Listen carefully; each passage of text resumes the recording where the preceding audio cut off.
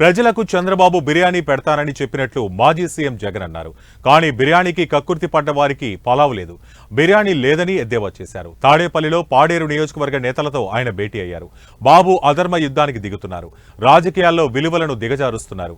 విలువలు విశ్వసనీయతతో కూడిన రాజకీయాలే చిరస్థాయిగా ఉంటాయని వైఎస్ జగన్ పేర్కొన్నారు.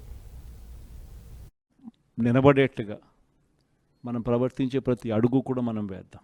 నా దగ్గర నుంచి మీ దగ్గర దాకా తెలుగుదేశం పార్టీ చేస్తూ ఉన్న ఈ కొనుగోలు కార్యక్రమాలు కానీ, ఈ ప్రలోభాలు పెట్టే కార్యక్రమాలు కానీ, వీటి ఎవ్వటికీ కూడా దయచేసి లొంగకండి. నేను ఒకటి చెప్తా ఉన్నా.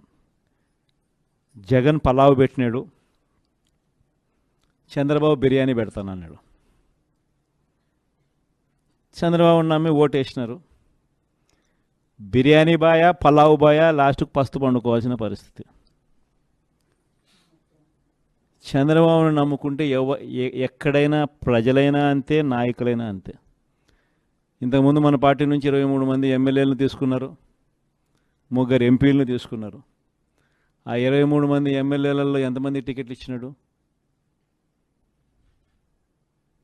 నాకు తెలిసి 3కి. ఆ 23 మంది ఎమ్మెల్యేలను తీసుకునేటప్పుడు ఒక్కొక్కరికి ఎంత ఇస్తామన్నాడు? ఒక్కొక్కరికి 20 కోట్లు ఇచ్చింది. ఎంత అడ్వాన్సు? దాని తర్వాత వాళ్ళు ఆ పక్క పోయిన వాళ్ళు అందరూ అన్న మీ దగ్గరికి వచ్చేస్తామన్నా మేమంతా అని చెప్పి మళ్ళీ నాకు ఫోన్ చేసినారు.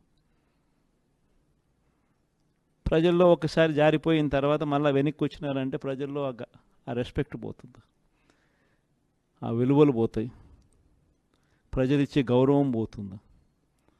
కాబట్టి వాళ్ళని మనం కూడా తీసుకోలేకపోయినాం. వాళ్ళ రాజకీయ జీవితాలు ఏమైపోయినాయి? అందరూ సున్నాలు అయిపోయి ఇంట్లో కూర్చొని ఉన్నారు.